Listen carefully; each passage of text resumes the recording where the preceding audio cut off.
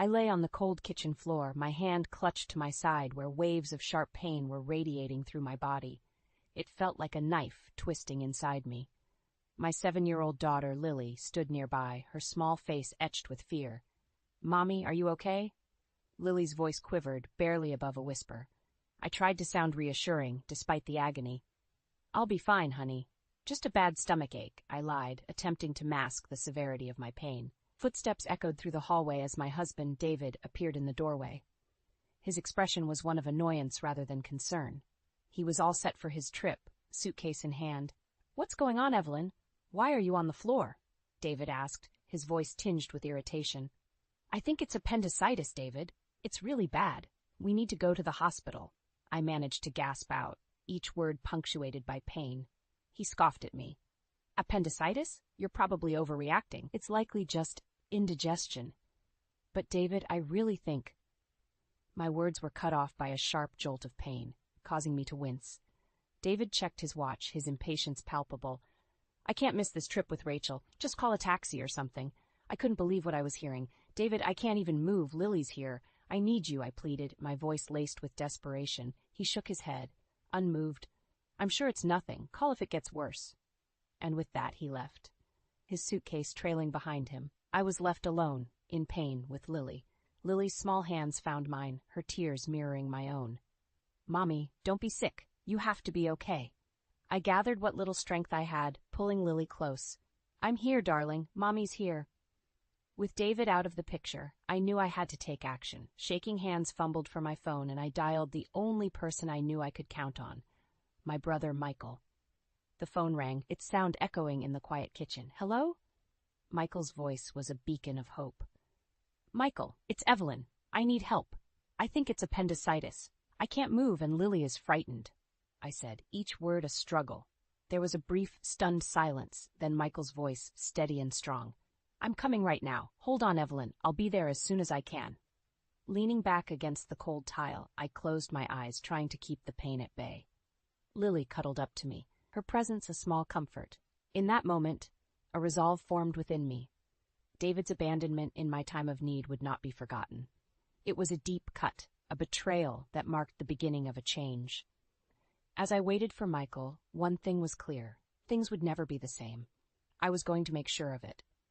As I lay in the hospital bed, the sterile white walls and the soft beeps of the machines around me felt strangely comforting. The surgery for my appendicitis had been a success, but the emotional wound left by David's abandonment was still raw. I had managed to call my parents to take care of Lily while I recovered, their voices filled with concern and unspoken questions about David's absence. 3 days later, I was back home, the physical pain a dull reminder of the recent ordeal. Lily, her face brightening at my return, ran into my arms. "Mommy, you're back. Are you all better now?" Her innocent question tugged at my heart. "I'm getting there, sweetie," I replied, hugging her tightly, grateful for her presence. The calmness of our reunion was shattered the next day by the sound of the front door banging open. David and his sister Rachel stormed in, their voices raised in frustration. "Why didn't you pick us up yesterday? We had to spend extra on a taxi and train fares." David's voice was loud and accusing as he entered the living room. I felt a surge of anger at his audacity. "Welcome back. You must have had a tough time," I said coldly, meeting his gaze with a glare. David stopped in his tracks, surprised by my icy reception. Rachel, too, seemed taken aback by the tension in the room. "What's with the attitude, Evelyn?" David demanded. I couldn't hold back any longer. "While you were off enjoying your trip, I was in the hospital," I said, my voice steady but seething with anger. "And you, Rachel, always demanding David's time without a thought for his family." Rachel's face reddened, and David looked bewildered. "What are you talking about? You were okay, right?" he retorted, his tone dismissive. "It's not just about being okay, David. It's about being there when your family needs you," I shot back, my frustration boiling over. Before David could respond, the living room door opened, and in walked Michael, our parents, and David's parents. 14 eyes filled with varying degrees of anger and disappointment were fixed on David and Rachel. "Why is everyone here?" David's voice faltered, his confidence waning under their collective glare. I took a deep breath, channeling my pain and betrayal into words. David, you left me and Lily alone when we needed you the most. I had to be hospitalized, and you weren't there. I've told everything to both our families. David seemed to shrink under the weight of my words, his usual bravado nowhere in sight. His eyes darted around, seeking an ally, but found none. It's not just about this one incident, David. It's about all the times you've put Rachel's needs above your own family, my brother Michael added, his tone laced with disappointment. Rachel, usually so confident, looked uncomfortable, her gaze shifting from the floor to the angry faces around her. David tried to defend himself, his words a mix of excuses and feeble attempts at justification. The confrontation was intense, the air thick with tension. But for me, it was a turning point. I realized that I couldn't continue living in the shadow of David's neglect. It was time for change, time for me to stand up for myself and Lily. The meeting ended with no resolution, but the message was clear. I had the support of both our families, and David's careless facade had been shattered. As they left, David's parents gave me a look of sympathy, a silent acknowledgement of their son's failings. That night, as I lay in bed, the events of the day replayed in my mind. I felt a mix of emotions, anger, disappointment, but also a newfound strength. David had shown his true colors, and it was time for me to take control of my life. The days following the confrontation were heavy with unspoken words and tension. David tried to act as if nothing had changed, but the air between us was thick with the unsaid. I spent those days reflecting, realizing the depth of my unhappiness and the need for change. The decision I came to wasn't easy, but it felt necessary, like a breath of fresh air in a long, stifled room. One evening, as David sat on the couch, nonchalantly flipping through the TV channels, I walked up to him, a folder in my hand. My heart was pounding, but my resolve was firm. "David, we need to talk," I said, my voice steady. He glanced up, a flicker of annoyance crossing his face. "What now, Evelyn?" I took a deep breath and handed him the folder. "I want a divorce." David stared at me, his expression a mix of disbelief and mockery. "Divorce? Don't be ridiculous, Evelyn. You're overreacting." I shook my head, feeling a sense of empowerment growing within me. "It's not an overreaction. I've thought about this a lot. You've constantly put Rachel and yourself before me and Lily. I can't live like this anymore." David's face twisted into a sneer. "You think you can manage on your own? Don't be naive, Evelyn." His words were meant to wound, but I stood my ground.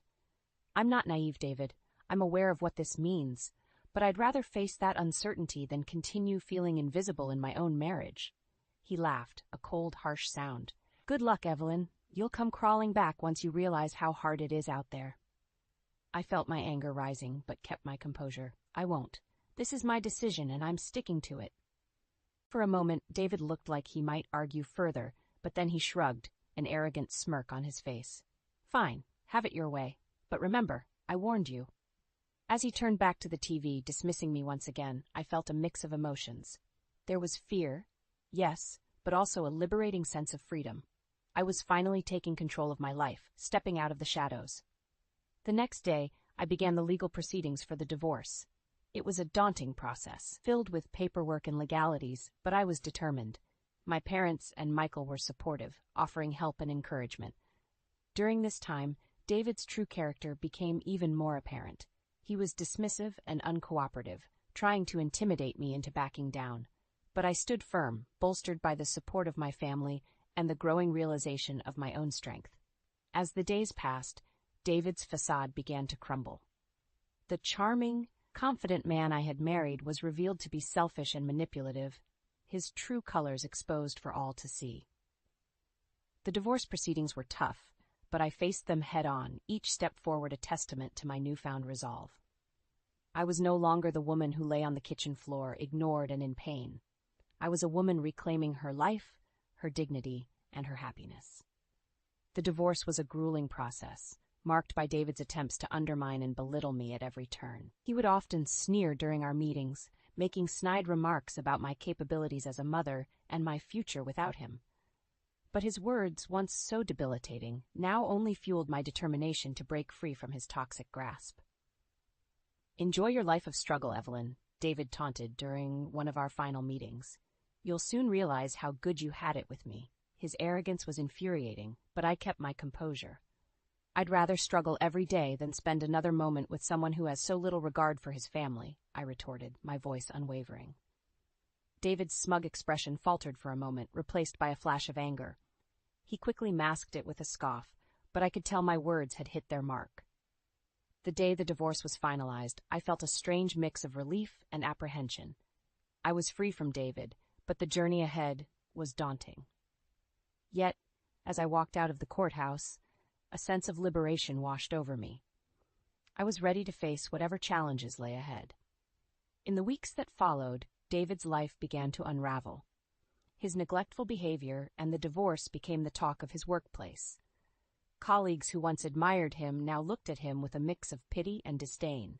His charming facade had crumbled, revealing the pettiness and selfishness beneath. Word of our divorce and the reasons behind it spread through our community, thanks largely to my cousin, a well-known figure in our neighborhood.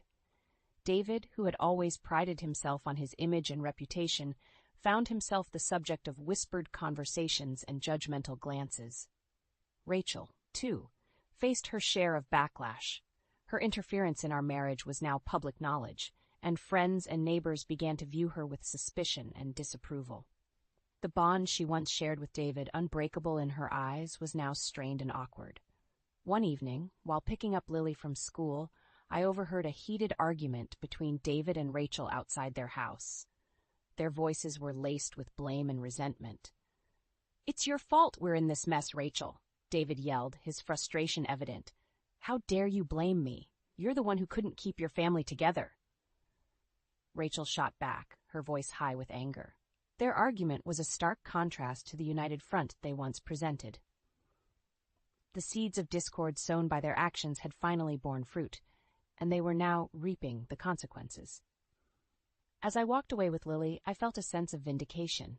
David and Rachel were finally facing the repercussions of their selfishness. It was a harsh lesson, but one they had brought upon themselves. That night, as Lily slept peacefully in her room, I sat by the window, reflecting on the past few months. The journey had been difficult, but it had led me to a place of strength and self-respect. I had fought for my dignity and for Lily's future, and though the road ahead was uncertain, I felt ready to face it with newfound confidence. In the aftermath of the divorce, life settled into a new rhythm, one that was quieter but more fulfilling. The shackles of my unhappy marriage were gone, and in their place was a newfound sense of independence. I started to rebuild my life, piece by piece, with Lily by my side. My first step was to secure a job. The gap in my resume, due to years dedicated to motherhood, was a concern, but I was determined. After several interviews, I landed a position at a small accounting firm. The firm was run by a woman who believed in supporting working mothers, and the environment was understanding and flexible. It was a perfect fit for me. Lily adapted to the changes with the resilience that only children possess. She started kindergarten, her days filled with new friends and learning. Her laughter and chatter filled our home with joy, a stark contrast to the tense silence that had pervaded it before. But the echoes of my past with David were not completely silenced. One afternoon, while dropping Lily off at school, I overheard a group of parents whispering, "That's her, Evelyn. Heard her husband left her because he couldn't stand being around her anymore." Their words stung, but I held my head high. The gossip and judgment were small prices to pay for the freedom and peace I now had. Meanwhile, David's downfall continued. His pride had taken a significant hit, and his once spotless reputation was now tarnished. I heard from mutual acquaintances that he had moved back in with his parents, a fact that he tried to keep hidden but eventually seeped out. Rachel's situation was no better. Her meddling in our marriage had alienated her from many of her friends. The once inseparable siblings were now barely on speaking terms, their relationship strained by blame and regret. As for me, I found solace in the support of my family. My brother, Michael, moved closer to us, and his presence was a constant source of comfort. My parents doted on Lily, their love for her a balm to the wounds of the past. One day, while sipping coffee in my kitchen, I reflected on the journey I had taken. The pain, the struggle, the liberation, it had all led me to this moment of tranquility. I had not only survived, I had emerged stronger, more self-assured. The doorbell rang, pulling me from my thoughts. I opened the door to find David standing there, a look of defeat on his face. "Evelyn, I'm sorry. I didn't realize what I had until it was gone." His apology, though late, was a validation of my decision. "Thank you, David," I said, not unkindly, "but it's too late. I've moved on." As I closed the door on David and the life we once shared, I felt a sense of closure. The chapter of my life that he had been a part of was over, and a new chapter was beginning. A chapter where I was the author of my own story, free to write my future as I saw fit. Lily's voice called out from the living room, bringing a smile to my face. I walked towards her, ready to embrace the life that lay ahead, a life full